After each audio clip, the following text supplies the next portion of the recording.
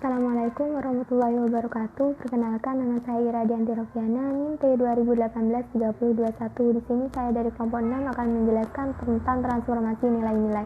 Yang pertama itu ada budaya negatif yang dapat mengkontaminasi organisasi pada masa transisi. Dalam proses transformasi ini yang harus diperhatikan adalah proses transisi ataupun peralihan, di mana dalam masa transisi ini sangat memungkinkan organisasi untuk dapat terkontaminasi oleh nilai-nilai yang negatif yang tidak dikehendaki. Ada 7 budaya negatif yang dapat mengkontaminasi organisasi. Yang pertama itu ada budaya ketakutan, perubahan yang menimbulkan rasa tidak pasti atau kurang nyaman bagi mereka yang tidak memegang kendali. Kemudian yang kedua itu ada budaya menyangkal. Ketika sesuatu yang biasa kita temui itu hilang ataupun berubah, maka manusia punya kecenderungan untuk menyangkal. Kemudian yang ketiga itu ada budaya kepentingan pribadi, di mana dalam suatu situasi yang berubah akan ada banyak pihak yang lebih mengedepankan kepentingan pribadinya daripada kepentingan kelompoknya. Kemudian yang keempat itu ada budaya mencela. Ketika seorang individu mulai mengedepankan kepentingan pribadinya, maka tidak akan ada lagi respek ataupun kepedulian dari para pengikut, sehingga orang-orang akan mulai saling mencela maupun saling sinis terhadap perilaku serta tindakan atasan mereka. Kemudian yang kelima itu ada budaya tidak percaya, di mana suatu kepercayaan di sini merupakan perekat bagi suatu institusi. Ketika sudah tidak ada rasa peduli ataupun rasa respek, maka orang-orang akan saling mengedepankan kepentingan pribadinya daripada kepentingan kelompoknya. Yang ada itu hanyalah rasa saling tidak percaya di antara mereka. Kemudian yang keenam itu ada budaya anomi, di mana transisi di sini biasanya diikuti oleh penggabungan ataupun pemisahan dari bagian-bagian unit-unit usaha maupun departemen dan sebagainya. Semua ini bisa menimbulkan efek anomi, yaitu kehilangan jati diri atau identitas kultural jati diri dari seseorang. Kemudian yang ketujuh itu ada budaya mengedepankan kepentingan kelompok, di mana tidak semua ketidaksenggangan terhadap perubahan itu bisa diungkapkan secara terbuka. Perasaan tidak senang tersebut juga dapat diungkapkan dalam bentuk nostalgia, di mana ketujuh nilai tersebut bisa menghapuskan atau mengurangi karakter positif pengikat sebuah institusi, seperti misalnya nilai-nilai komitmen, kebersamaan, dan loyalitas tersebut akan hilang jika hal tersebut terus terjadi. Kemudian yang selanjutnya ada pergeseran hubungan perusahaan dengan karyawan dan pemanfaatan budaya perusahaan.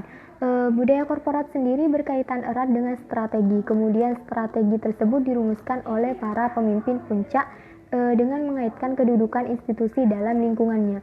Dengan membentuk budaya tersebut yang cocok, maka perusahaan akan lebih mudah dalam bersaing untuk meraih keberhasilan. Jika lingkungan sangat kompleks, misalnya perusahaan perlu didesain fleksibel maupun responsif terhadap perubahan lingkungan. Dengan demikian, maka budaya korporat tersebut merupakan sesuatu yang secara sengaja memang direkayasa oleh para pemimpin. Memang dalam merekayasa budaya korporat tersebut, pemimpin organisasi perlu memperhatikan sejarah perusahaan tersebut, tetapi sejarah itu tidak boleh menjadikan organisasi berjalan di tempat. Kemudian yang selanjutnya itu ada menata elemen budaya korporat dan ada karakteristik budaya korporat, di mana budaya korporat sendiri dapat tumbuh dengan menata elemen-elemennya, yang mana elemen-elemen tersebut saling berkaitan antara satu dengan yang lainnya. Elemen-elemen budaya korporat sendiri, yang pertama itu ada sejarah korporat, di mana setiap organisasi pastinya punya sejarah, dan sejarah itu tidak dapat dihapuskan begitu saja. Manusia Indonesia hari ini dibentuk oleh sejarah bangsanya yang terbentuk selama ratusan tahun yang lalu. Kemudian yang kedua itu ada nilai-nilai dasar dan keyakinan, di mana nilai-nilai dasar dan keyakinan di sini merupakan sebuah fondasi ataupun sebuah identitas korporat, sehingga nilai-nilai tersebut merupakan sesuatu yang memaknai jati diri seseorang sebagai anggota korporasi dalam keadaan seperti apapun. Sedangkan keyakinan tersebut merupakan sesuatu yang memang dipercayai bersama. Misalnya saja para pengusaha yang ada di Jepang itu percaya bahwa dengan melanjutkan perusahaan atau usaha yang dirintis oleh para pendahulunya tersebut adalah suatu kewajiban yang harus dilaksanakan ataupun harus dikerjakan. Kemudian yang ketiga ada simbol-simbol yang kasat mata, di mana simbol-simbol ini dapat berupa seperti misalnya ada logo, nama perusahaan, ataupun cara berpakaian karyawan dan lain sebagainya. Di mana dalam peremajaan simbol-simbol ini sendiri biasanya dibutuhkan beberapa waktu sekali untuk memaknai ulang keberadaan suatu organisasi di mata karyawan maupun di mata pasar.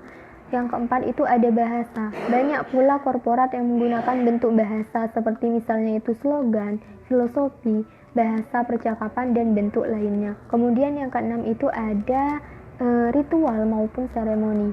Yang dimaksud dengan ritual di sini yaitu kegiatan yang bersifat ekspresif serta kegiatan yang dilakukan melalui serangkaian langkah serial yang konsisten secara rutin ataupun berulang-ulang, seperti misalnya itu ritual penerimaan karyawan baru atau ritual penerimaan anggota baru. Selanjutnya itu ada beberapa karakteristik budaya korporat. Yang pertama itu ada budaya korporat yang dibentuk oleh keyakinan individu-individu korporat. Budaya sendiri dibentuk oleh individu-individu yang cenderung saling menyamakan ataupun mencocokkan perilakunya. Kemudian yang kedua itu ada budaya korporat yang mencerminkan aspirasi anggota-anggotanya.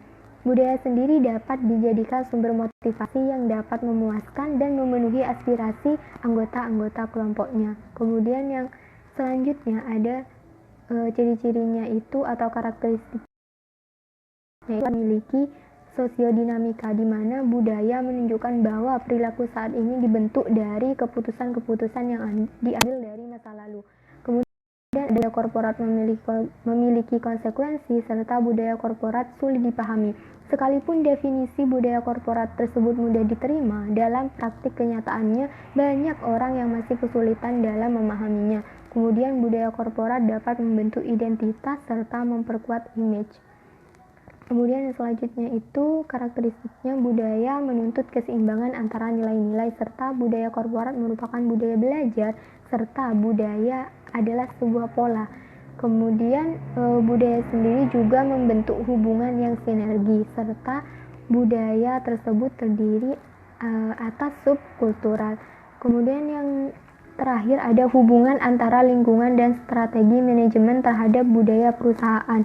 Di sini ada 4 hubungan. Yang pertama itu ada hubungan adaptasi, di mana budaya adaptasi di sini ditandai oleh keadaan lingkungan yang tidak stabil dengan perhatian strategi yang terfokus pada kegiatan ekstern. Kemudian yang kedua itu ada budaya misi, di mana budaya ini ditandai oleh keadaan lingkungan yang stabil. Kemudian yang ketiga itu ada budaya partisipatif, di mana budaya ini memfokuskan perhatiannya pada keterlibatan seluruh orang dalam institusi terhadap perubahan lingkungan yang cepat. Kemudian yang keempat, yang terakhir itu ada budaya konsisten, di mana budaya ini dikembangkan dalam keadaan yang stabil.